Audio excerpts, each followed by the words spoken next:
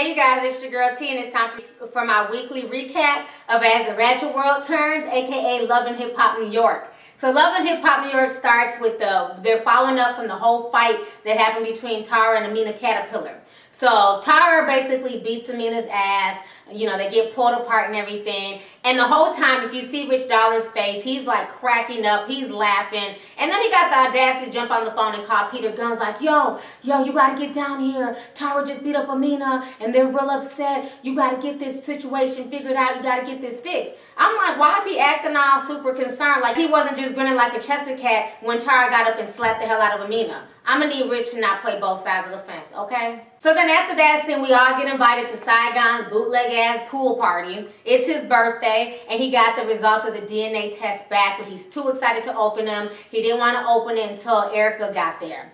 So once Erica gets there, they're sitting on the bench and he gets ready to open it and there's just like this dead silence. Everybody's quiet. Erica stops breathing. She's looking just like Bobby Christina and she's just ready to get the results. And Saigon opens them and he's just like,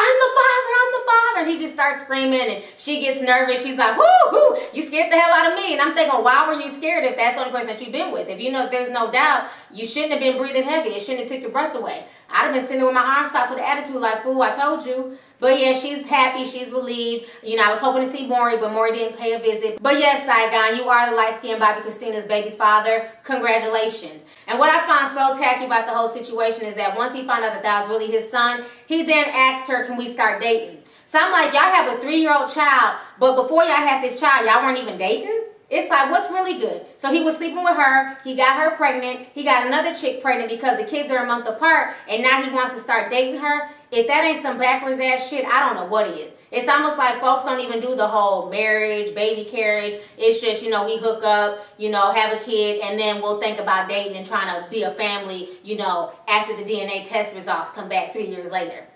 Ratchet. Just ratchet and messy as hell. So in the next scene, we go back and we see Tara. She's at home and she's real upset.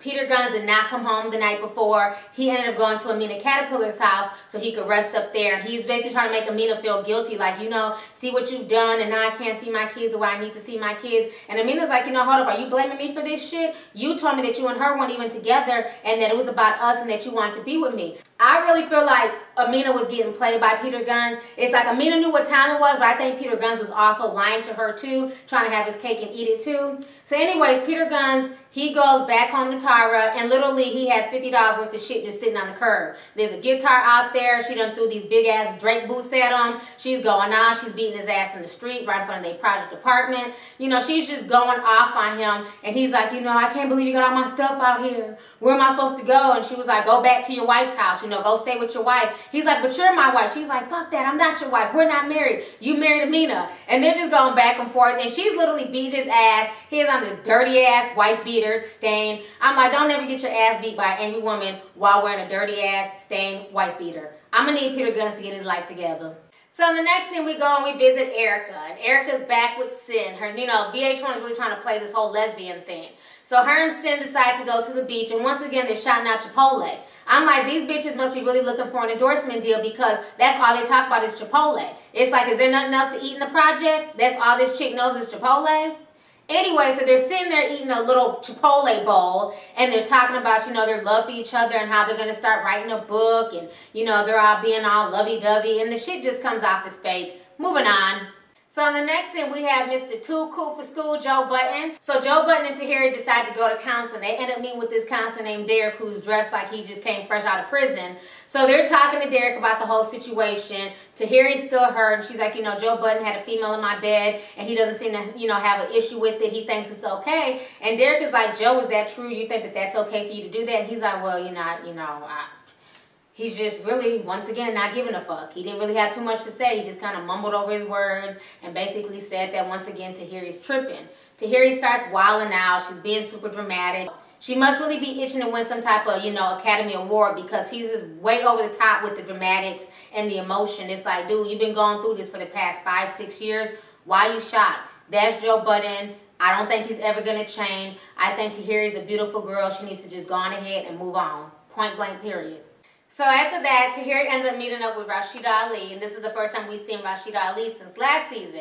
And Rashida Ali's hair is a mess. It reminds me of a Charmander.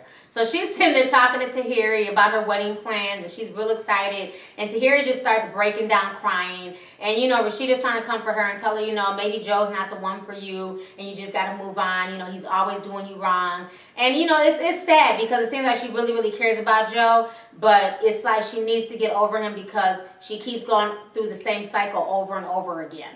The next scene, Erica and Cyn decide to do a photo shoot for their sex cover book. Erica now has decided to become an author, and she's writing a book. It seems like anyone on a reality show can be an author and can write a book and sell millions. You know, it's like you don't even have to go to school anymore. You can just, you know, just write about anything, and folks actually buy these damn books. So she's writing a sex book, and her girlfriend are basically trying to do a photo shoot for this book.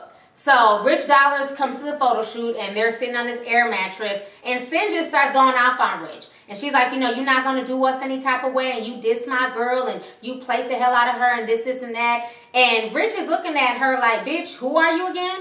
Like, I haven't known you for 10 minutes. Like, why are you coming at me so hard? You need to fall back. So they start going back and forth, and Rich is like, you know what? Y'all invited me here. Maybe y'all two need to talk because your girl's being wild disrespectful right now. So Rich gets up and he just walks off. He's like, you know, I'm tired of it. It's always something with Erica. It's always some type of drama. So he claims that he's washing his hands of Erica, but you know that's a damn lie. So after the whole Erica and Cyn situation, Rich, Peter, and Saigon, they decide to have a small meeting of the minds at the gym. So they're all at the gym, and basically Peter Gunz is telling Saigon everything that happened, how he married Amina, and how Tara was tripping, and how Tara put him out the house. And Saigon's like, what? Word? Like Biggie?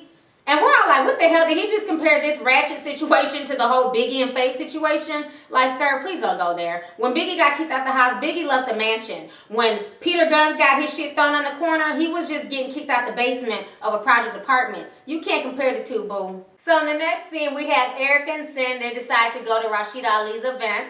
And soon after that, Tahiry shows up, and, you know, Erica is introducing everybody to Cyn, and everybody's kind of shocked, like, oh, you got a girlfriend now? Oh, wow, you know. So Cyn seems cool. She seems to be getting along with everybody. And then walks in big, bad Miss Nia Lee. I like Nia because Nia don't got no filter. So Nia Lee walks in, and, you know, she's chopping up with all them. Rashida Ali's like, you know what? Nia, how about you and Erica work together? You know, y'all both into music. Y'all should work together. And Nia Lee's like, nah, I'm good. You know, it's not going to work out. You know, Erica be on one. And Erica's like, nah, I'm good too. So we're just not going to end up working out together. So then there's talking or whatever about the whole Joe Budden situation, and Nia Lee starts, you know, cracking jokes. She basically tells Tahiry, like, you know, why you tripping? You know, Spanish girls like to share dick any damn way. That's all y'all do is share dick. And she just keeps saying it. Tahiry's getting mad.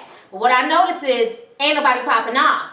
It's like Tahiry done walked all the way across the room. Erica Mena's trying to smooth over the situation, which I was kind of surprised about because, you know, it seems like Erica knows who to pop off to and who not to pop off to. See, you don't want to step to a chick with a bunch of keloid scars and, you know, knife wounds on her neck and her chest because from what I heard, Nia Lee's about that life. And you could tell everybody knows that because nobody was really talking reckless to her. They weren't trying to fight her. It seems like they've been ready to fight with all the other girls on the show, but ain't nobody trying to step to Nia Lee. So Tahiry just kind of walks out, but Nia Lee ends up being the bigger person. She's like, you know, it was just a joke. I don't want to hurt Tahiry's feelings because I'm really cool with Joe Budden. So she goes up and she apologizes to Tahiry, and she tells her she's sorry, you know, don't take it personal. I was just trying to be funny. And then all is forgiven on Love and Hip Hop New York. So, I don't know, I like Nia. Her mouth is vicious. Nia don't care what comes out her mouth, and she keeps it 100. So, it is what it is. We just going to have to see what happens next week between her and Erica because I can just see some more drama popping off. So, after the whole situation at Rashida Lee's get together, Erica decides to pay Rich Dollaz another visit.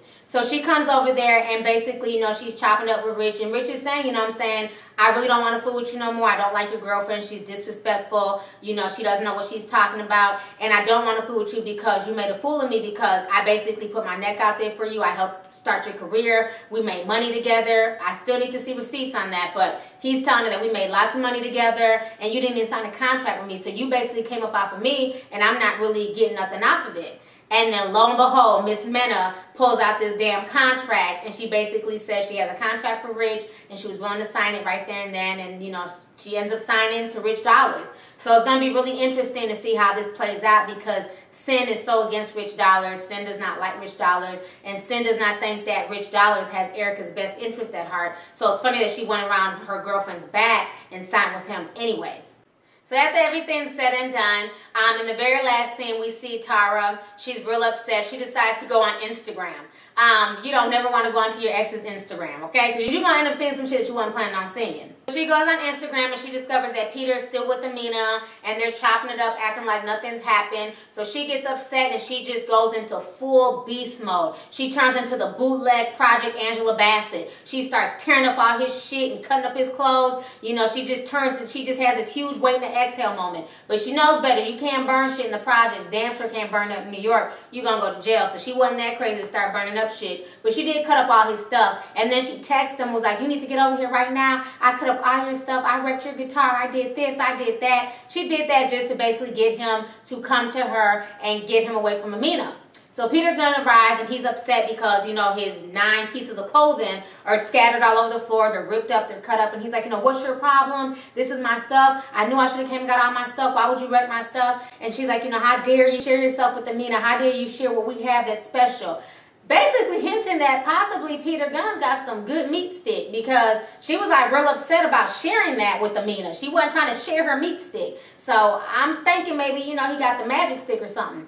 But Peter Gunz is like, you know we haven't been happy, Tara. You're not innocent. You put me through a lot of stuff. And a few of my subscribers told me, because I missed the interview on The Breakfast Club, that Tara is the side chick. When she came into the picture, Peter Gunz was with somebody else. So like the old saying goes, how you get somebody is how you end up losing them. You can't be the side chick, you know what I'm saying, and then win somebody and then think they're going to stay with you forever. They're going to do the same way that they did that previous person. And he also has 5 baby mamas. So she got to know at some point in time that this man is obviously scared of commitment.